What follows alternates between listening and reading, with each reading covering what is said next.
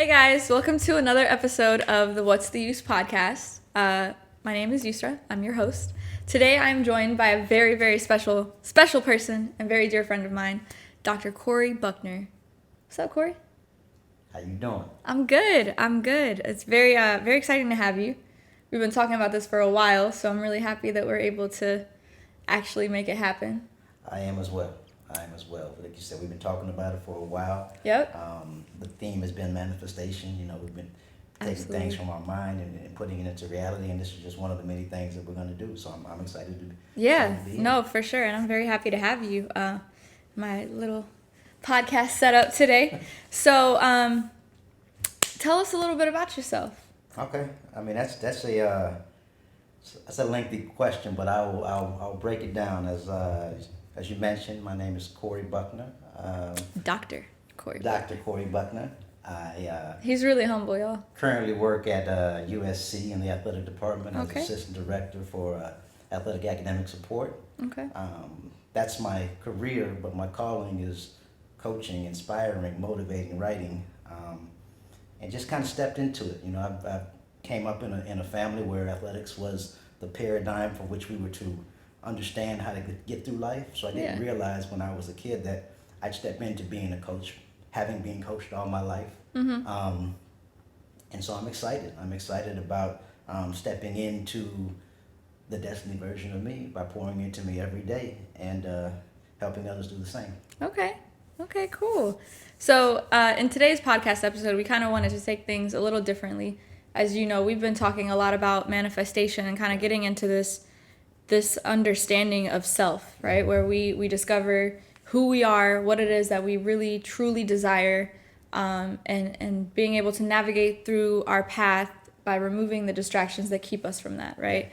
So part of what we wanted to do for you guys today, and also more so for us, importantly, because we're really selfish human beings, but part of what we wanted to do was we put together a list of questions, right? You actually put these together and we reviewed them. And these questions are meant to make you guys think about where you're at in your year. I know it's the end of the year, and a lot of times people start to discuss resolutions and they start to think about, oh, well, I'm going to go to the gym January 1st. Yeah. Instead of just going to the gym on December 30th or 2nd, whatever. New year, new me. New phone, who this? Hello, somebody. Yo, you dumb. So rather than, kind of ending this year the same way you ended last year and going off of the idea of, what is it?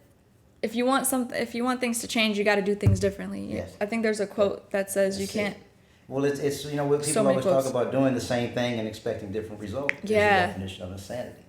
And A lot of insane ass people out here. You and I have talked about the power of reflection. Right? Oh, absolutely. Yeah. And so, like as you talked about, in terms of us stepping into the new year, before you can step into something, you have to reflect on something. Absolutely. So I think for us, the purpose was reflection and then projection.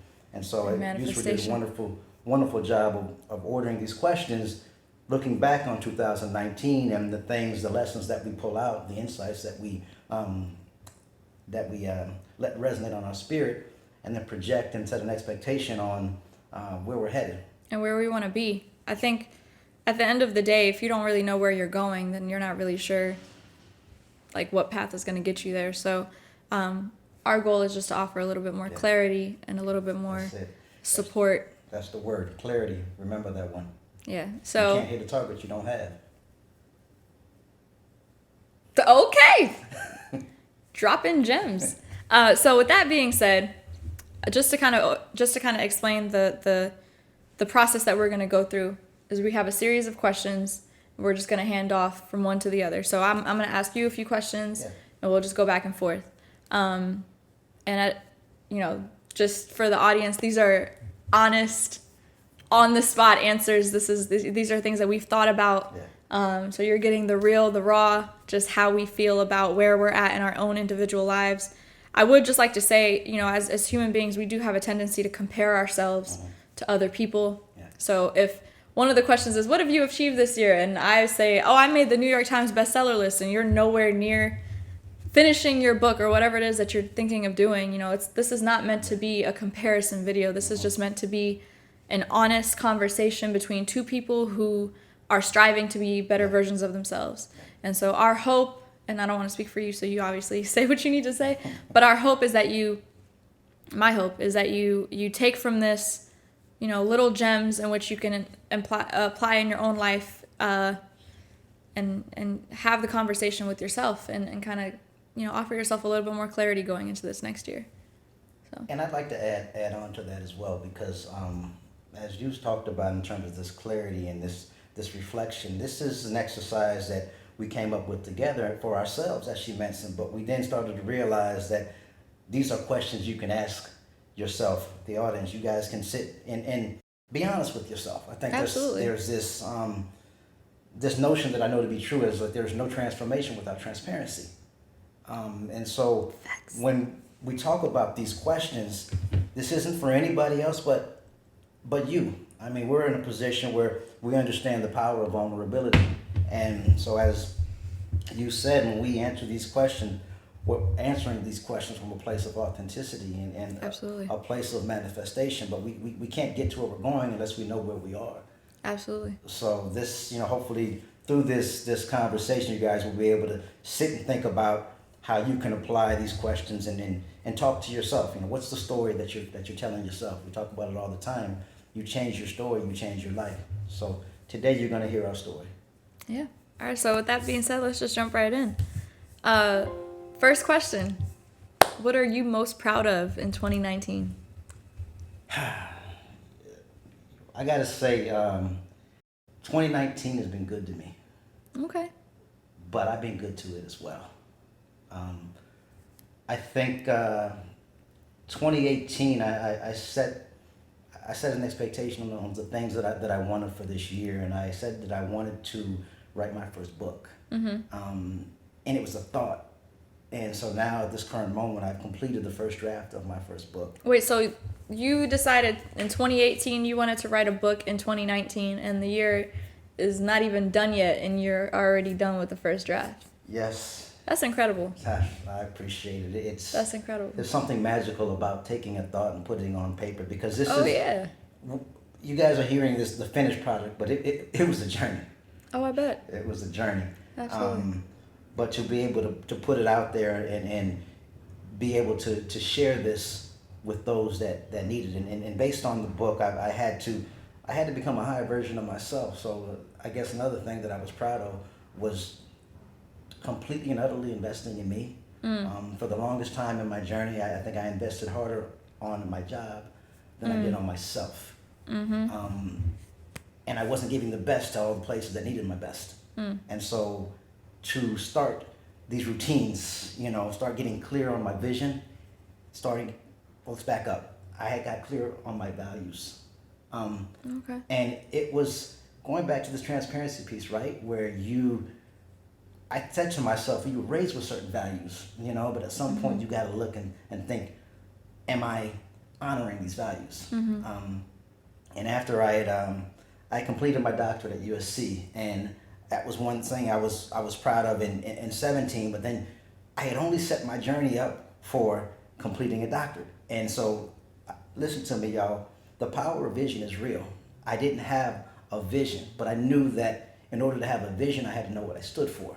And so in 2019, I got extremely clear on who I am as a man, which led into those values becoming my action statements, which led to my vision. I created a vision statement. And you hear it all the time. People say, what's your plan? You can't do anything unless you have a blueprint. And so I spent this whole year creating a blueprint of what the rest of my journey would look like and the experiences that I wanted. And it's been transformational in my journey, and it's still like us all a work in progress. But to gain that clarity of where I want to go, this highest vision for my life, but in order to fulfill this highest vision, I have to become the highest version of myself. You couldn't have told me this would be what I'd be talking about years ago, but to have gotten there, I gotta say you couldn't have told me half the shit. It's a good feeling. From when I was even 3, 4, 5 years ago, I would have been like, yeah, okay, you bugging. But I wanna flip it on you as well. And what in 19, what are you most proud of? This is my podcast. What you can't flip nothing on. No, I'm just playing. Honestly, I think what I'm most proud of is my resilience. Like, Preach. 19 was a very challenging year for me. And it's crazy because I feel like I've said that about every year, the last like 5 especially. Yeah. And like I say that, and then God is like, hold on, hold my poodle. Like, but I would just say I think I've been very proud of my resilience. Like I've dealt with a lot of different things. I've been faced with a lot of different challenges, and every time I feel like with every difficulty or every challenge, like my faith just gets more and more, restored and much stronger. And that's been, I'm very proud of that, because I think at the end of the day, like, people can take a lot of things from you, but they can't take your faith. They can't take your power. They can't take your resiliency. You know what I mean? So I'm most proud of that. Like, I will say, you obviously know, so that's been very, very much I watched it firsthand. Yeah, you low key kind of have, for real, but Yeah. But on that note, moving into our next question, then in terms of being proud, what went right for you in 2019? What went right for me? I think everything that went wrong for me went right for me. Yeah, loosen it a little bit. You know what I mean? Like, so I think that a lot of times, like, we have expectations and we have all these things that we want to happen, and when something doesn't, right? Or if something else happens that we perceive as being wrong, we're like, oh shit, this is not what I wanted. Oh, woe is me. Oh, this, oh, that. Yep. And I think for me, everything that I thought I lost ended up being replaced by something so much better. So like this notion of like everything that went wrong for me this year, like set me up for a level up. And so I really can't. Say that again. Everything that went wrong set me up for a level up. Y'all Yeah. better listen. No, I really do believe that. Like, obviously, I've had the year to deal with all this stuff, and I've reflected a lot on different things, even just, especially more recently, taking up meditation and being a lot more cognizant of my thoughts and where they flow and things like that. But we cling on to so much because of how we feel something should be. You know what I mean? Like, we cling on to people, we cling on to jobs, we cling on to cars, places of living, inanimate objects, and it's like, oh, but this should be my source of happiness. This could be this. He could be the one. Da da da da. And it's like, yeah, could, should, woulda, whatever, coulda, shoulda, woulda, but as soon as life hits you, it's like a lot of that stuff doesn't really stand. You know what I mean? Like, you could love a car and God forbid something can happen to it, or you could love an individual and they just leave. Like, there's so many things. Like, my dad used to always say that change is the only constant. Like, things are going to change. That is something you can definitely count on. And as people, we carry this expectation that it's like, yeah, we want to grow and we want to develop and we want to do this, but we want things to stay the same in the moment that we're in. And we don't realize that growth is not going to come from comfort. You know what I mean? That growth is not going to come from you being content. Like, Preach. It's just not. No matter how many times you say it, you can be comfortable in your job. You could be happy in your life. You could be content in your relationship. But that growth is not going to come in those avenues. It's not going to come from you just being the same person today that you were last year. You know what I mean? So in terms of me and the things that went right for me, everything that went wrong for me this year went right. Like, it was exactly how it was supposed to. I lost the people I lost for a reason. The people that I really, really rocked with stopped talking to me for a reason. And one of the best prayers, a prayer that God will always answer, dead ass, is asking God to remove the people from your life that you do not need. You better preach. That's the first prayer. Like, God's list, preach. I'm pretty sure he's sitting on the heavenly throne going, oh, this one's getting answered today. And then it's like people just out the door like a flea market. What do they just say? gone. Man's rejection is God's protection? I'm not, oh, Lord, yes.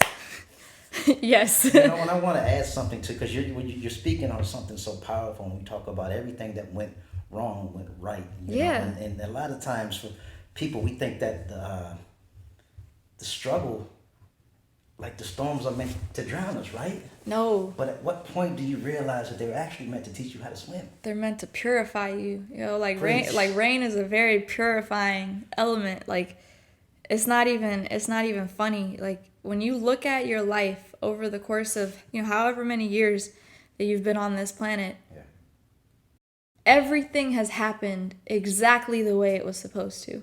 And even like, and that's one thing I learned to appreciate that this year, I Yeah. will say, is that you may think you want X, you may Yeah. think you belong in Y, but truthfully, you're exactly where you need to be right now. And until you learn the lesson Yeah.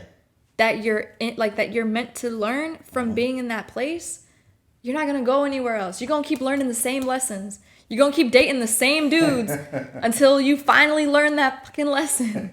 Like that's just how it is. And it's like, wow. Like Jay, there's a podcast that I listen to. It's called On Purpose with Yeah. Jay Shetty, and I cite it a lot in a lot of things that I do because I think Jay does a Yeah. really really great job of. One of my favorites. Oh yeah, like amazing job of just kind of putting things into perspective. And he always says, he's like, you're gonna get exactly where you want to go, just not in the way that you imagined. Yes. But the way that you get there is what prepares you for where you're going. Mm-hmm. You know what I mean? I think so often people think, I want to be X, Yeah. right?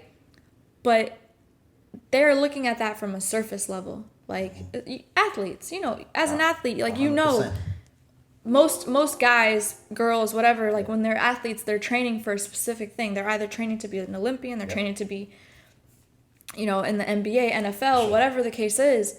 And in a sense, people who aren't athletes glorify that. They're like, oh yeah, like NBA players, NFL players. But they don't see, they see the primetime television game, walking out on the court, nice car, all of Yeah. that. But they don't see the grit and the hard work It's a and the process. suffering and the bleeding and Yeah.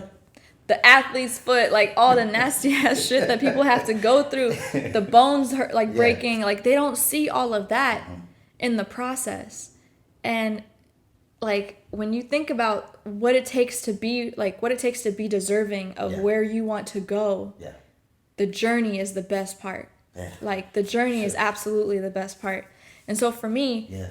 going back to your question of like what went right, like I've recognized that, I've learned that this year. And I think that if I don't walk out of 2019 learning anything else, that's been sufficient.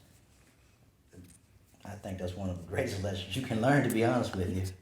You know, and Look, to learn it. It only took me 28 years, but you know. At this point in the journey at 28, just think how much further you'll be along.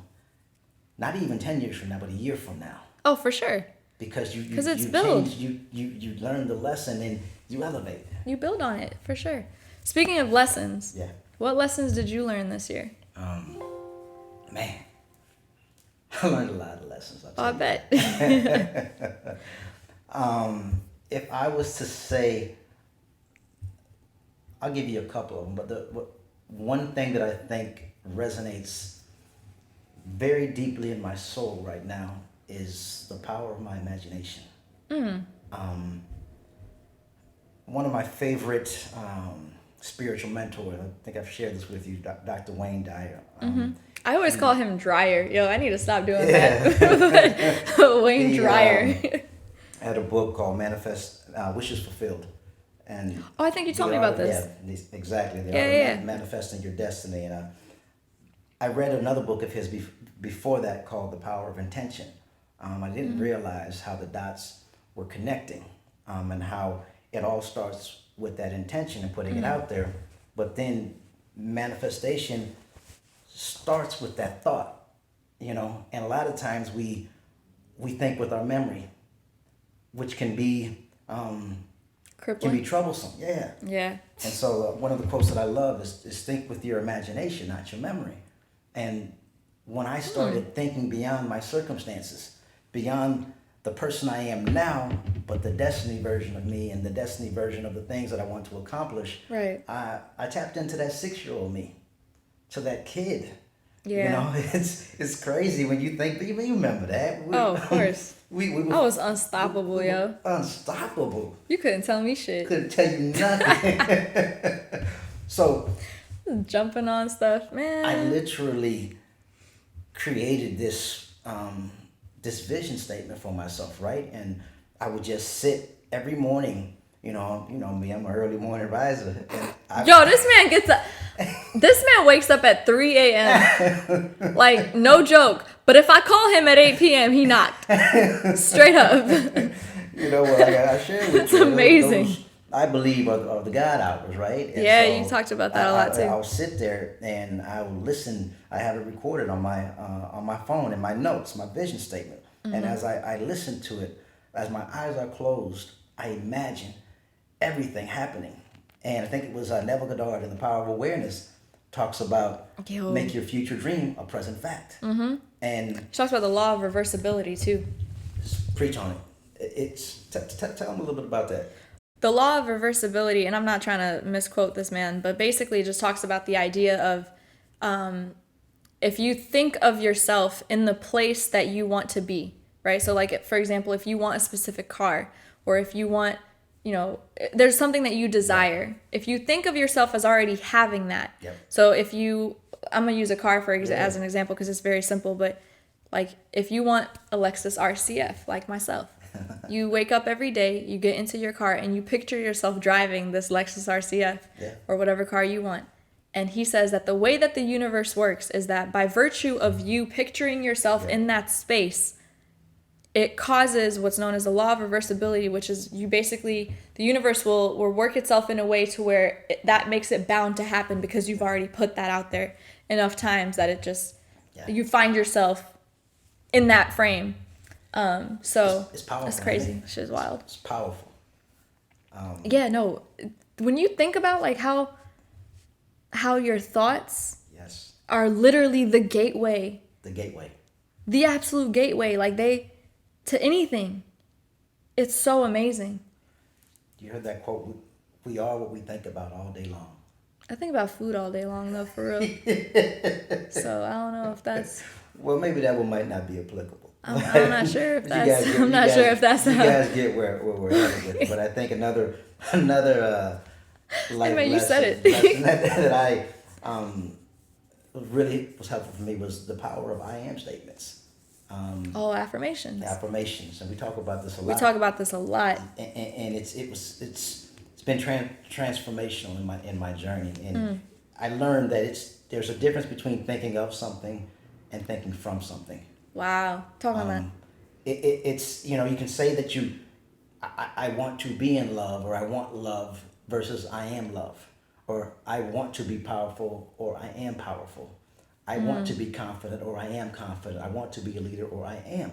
It's I want is a less than. It's that scarcity mindset that we talk about. We think that we are not it. When we send that message to the universe. Yeah, I think when we say we want something, we're automatically acknowledging that we lack it. Exactly. And the universe in return gives you more of what you said you were not. And so you're not getting that in return. Amen. And so when we start talking about the I ams, we begin to become it, because it's the visualization, and then it's the sensation, and then the manifestation. But it starts going back to what you said with that thought. Right. And so when I took the time to create the values, but then the man, like I said, the destiny version of me, I had to step into something. You tap into a more resourceful state in your brain when you start tapping into that creator inside of you. I mean, we think about how we were created by our magnificent creator, and by sheer virtue, there's a creator in us. We forget that. Absolutely. And as we remember, that's what I say all the time. It's not even finding, but it's remembering. But you got to do the work. Right. And so I think that lesson I learned is putting in the work, but that immense clarity of the person I want to become, clarity of vision, and connecting my daily decisions to that vision. It's been a process, but I look at it. It takes a lot of discipline too. What'd you say? I said it takes a lot of discipline. Discipline, and self-commitment. Yeah. And accountability. Oh, absolutely. Especially because it's just you. Yeah, I mean, but It's you, yourself, and you. It's. Well, I'll tell you what I learned is that if I cannot hold myself accountable, I will never be able to be counted on. There are people in our journey that are going to need our best, whether, you name it, whether it's family members, whether it's friends, whether it's romantic relationships, they're going to need your very best at one point. And if you're not getting ready now, you will not be ready. What's that saying? You ain't got to get ready when you stay ready. And I don't got to get ready. I stay ready. But you gain, it starts to mean more. Yeah, no, that's true. That's very true. You're absolutely right. I think it was Will Smith was saying that discipline is a form of self-respect.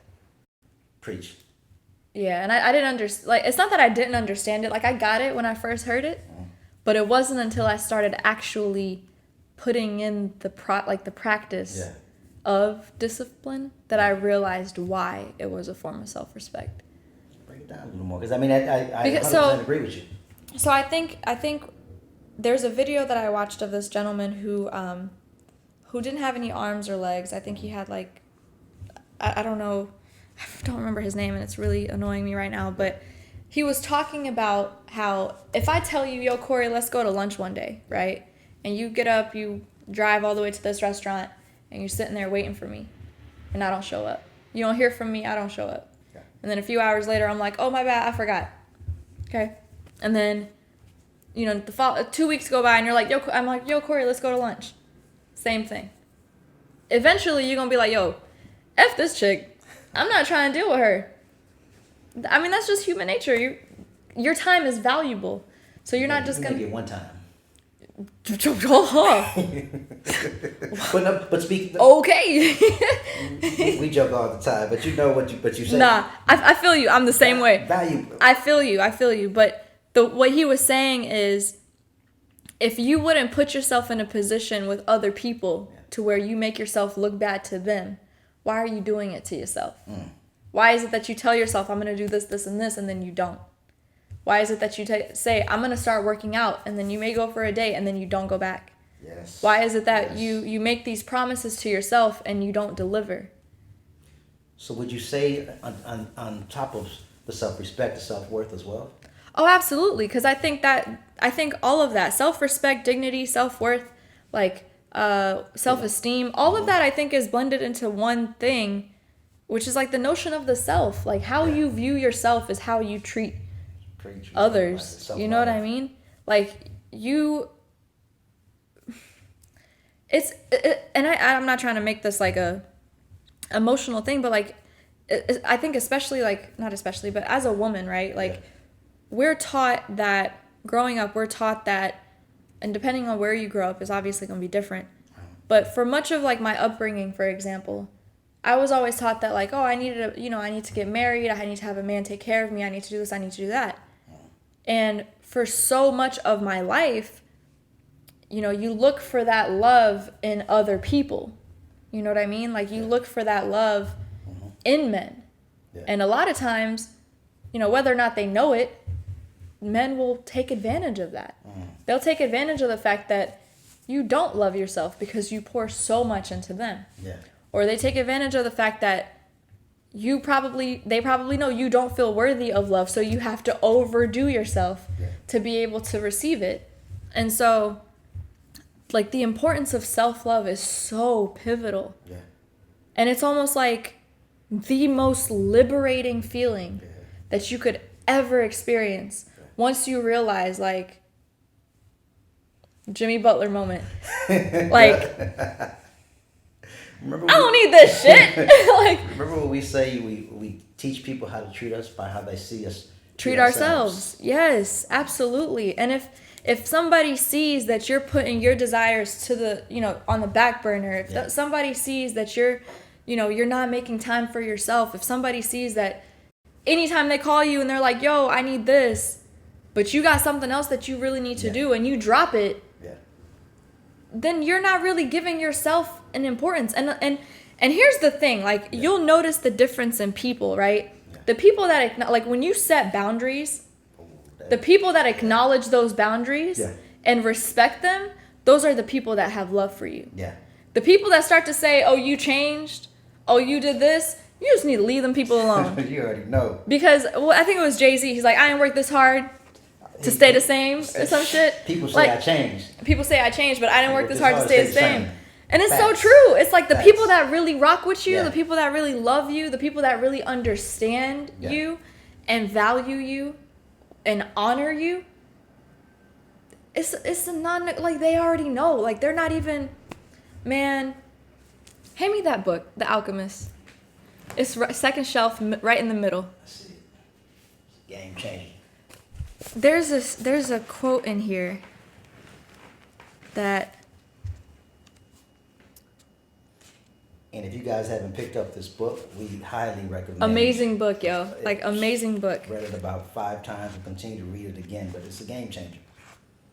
There's a quote in here where he talks about like the people that love you understand that you are on your personal legend and they'll be there to support you. Yes. And the people that love you already acknowledge the journey that you are on. Yes. So you don't even have to explain anything. Yes. It's like we're already Yes. here. You know what I Yes. mean?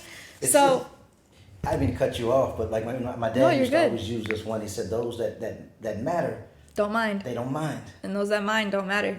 Preach. Like facts. And so going back to that form of like self-respect, Yeah.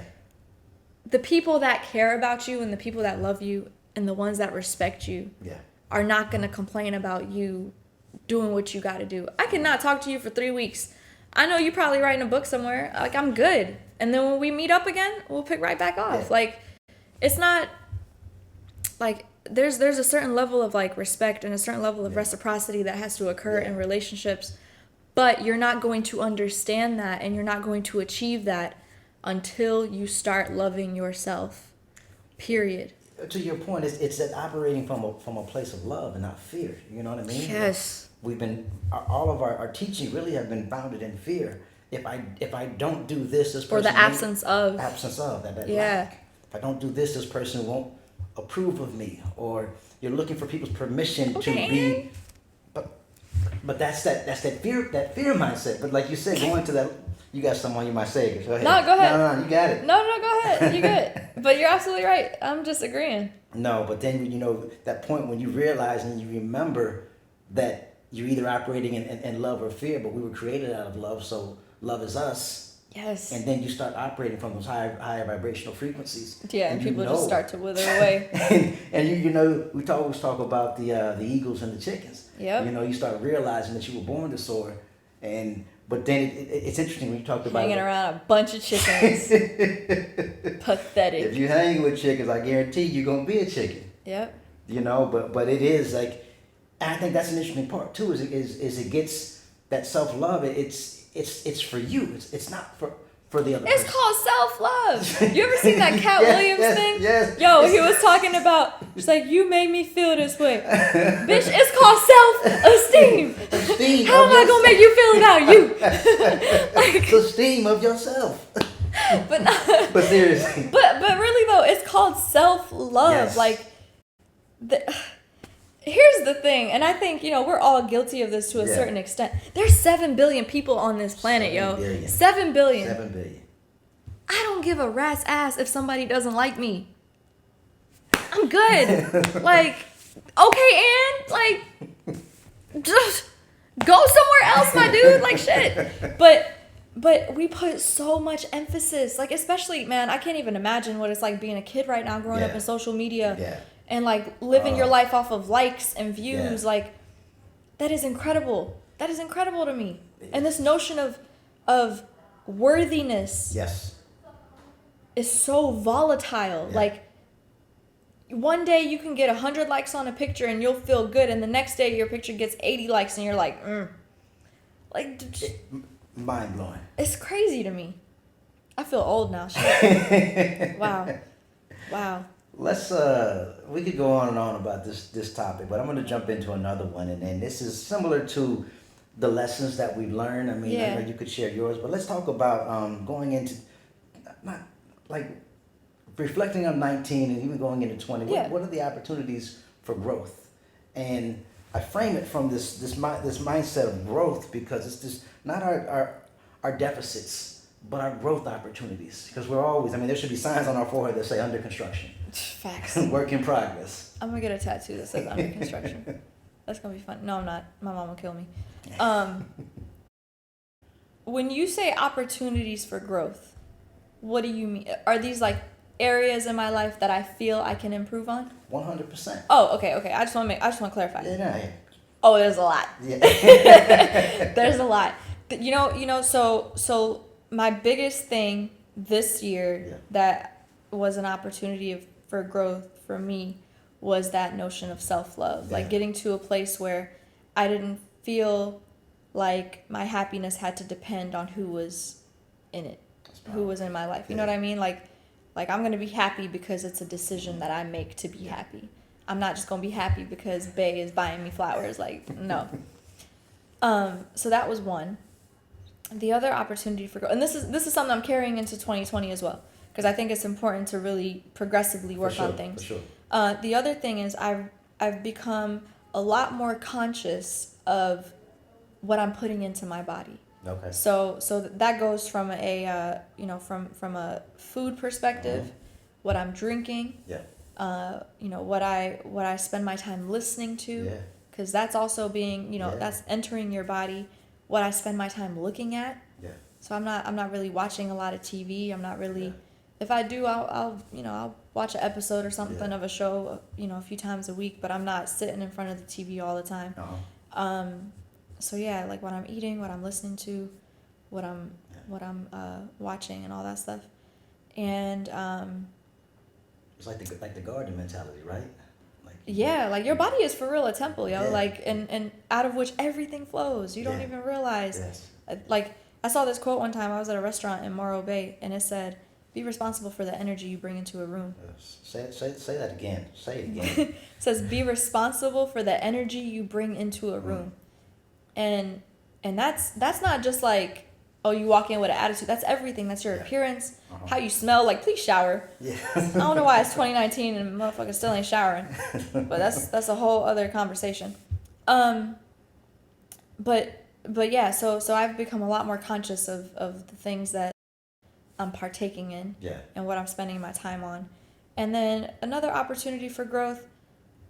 I would like to be more consistent. Okay. With the things that I do. Yeah. And I think I'm making strides, progressively getting better, and just keeping my word. I absolutely, I think that I grew up in a very I don't want to say poor, but we were poor. Yeah. We had everything we needed. Yeah. But not everything we wanted, and that's okay. Like we made it through. Yeah. But I learned very early on, like, your word is your bond. If you're going to say you're going to do something, you need to do it. Because at the end of it, that's all you have. Yeah. You know what I mean? So keeping my word, more importantly, to myself, like when I tell myself I'm going to do something, but also to other people. And learning to say no. And being okay with saying no. That's a whole message right there. Especially, like, there's so many aspects of my life, especially as a woman, I think, too, is... We try to please everybody. Disease to please. Look, shit is trash. But we really do. We try to please everybody, and it's like we will take on more than we can just to say, like, oh, we got everybody. Like, everybody's good. Y'all are taken care of. Yeah. It's cool. And then we're over here, like, dying because we can't even...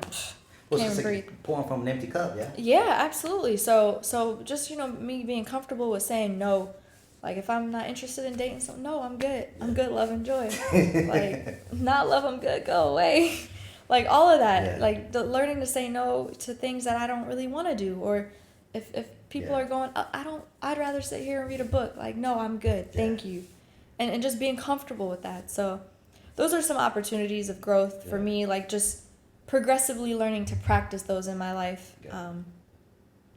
So, yeah. Those are powerful. Remember we talked about is like, especially from that disease to please, in terms of like saying no being so hard. But if at some point you flip it around and you say, I'm not saying no to you, I'm saying yes to me. Oh yeah, you had said that one time, and I was like,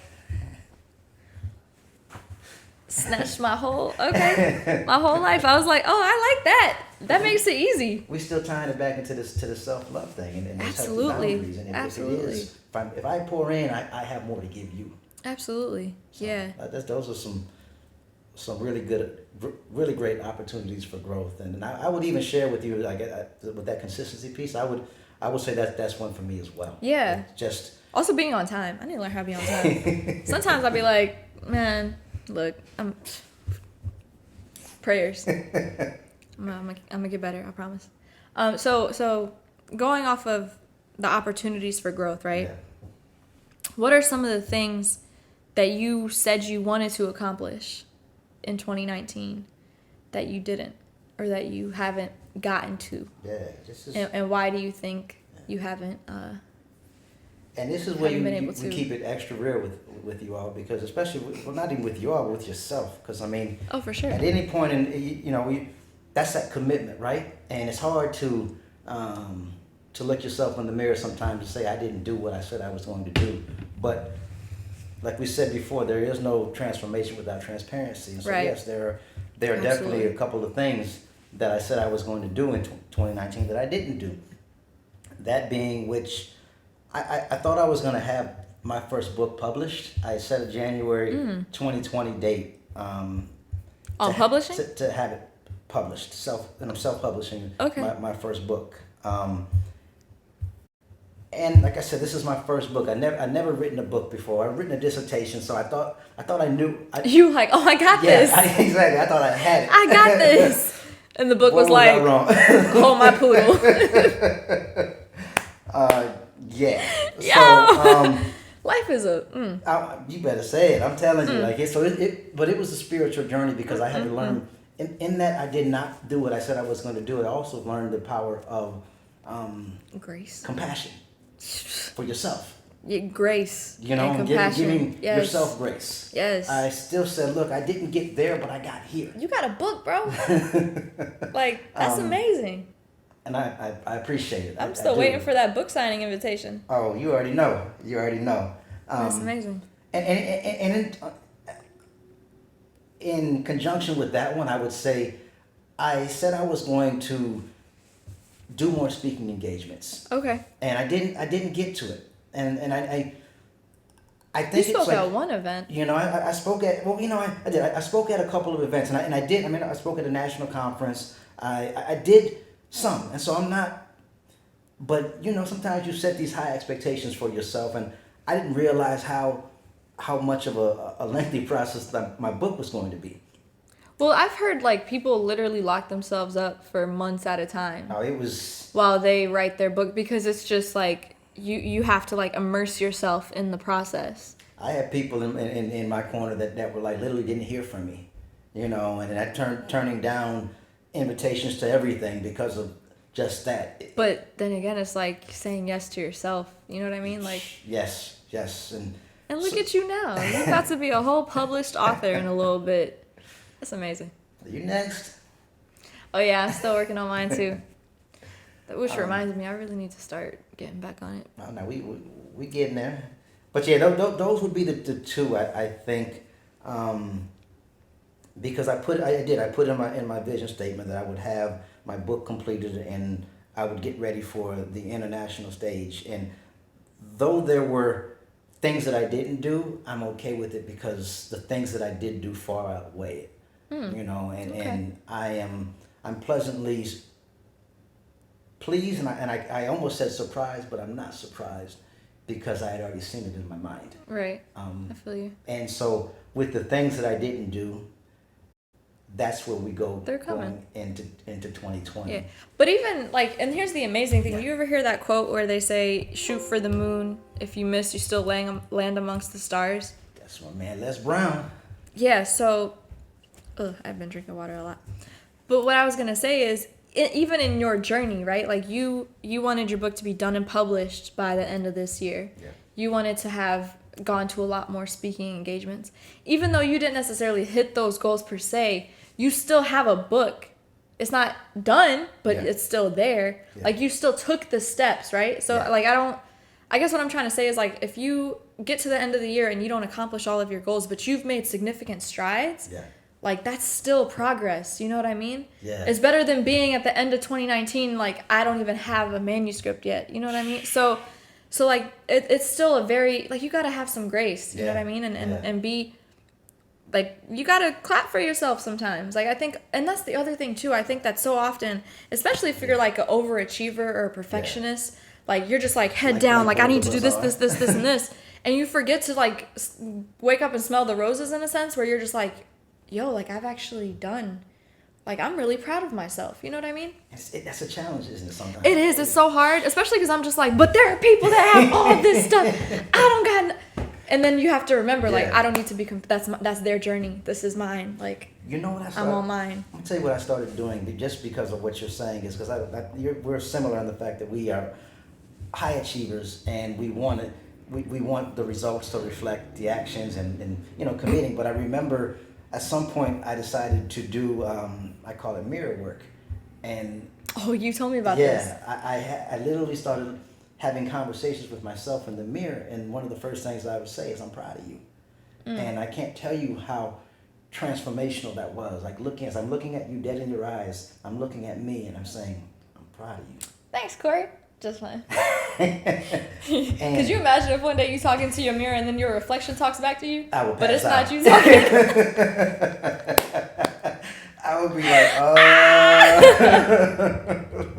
Yo, I remember, so this is not at all related to this conversation aside from the talking to the mirror part.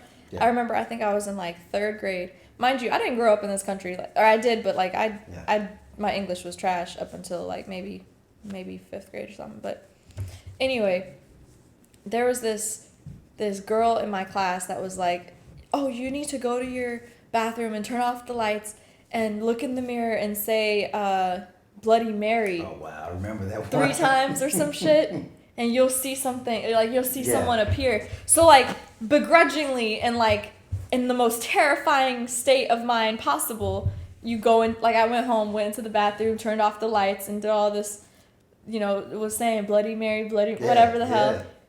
And nothing happened. Except for the fact that my mom opened the door real fast. I was like, ah! Like I freaked the hell out, yo. And I was just like, why do people do this? Like, this is terrible. But that's the only thing I thought of when you said talking to the mirror.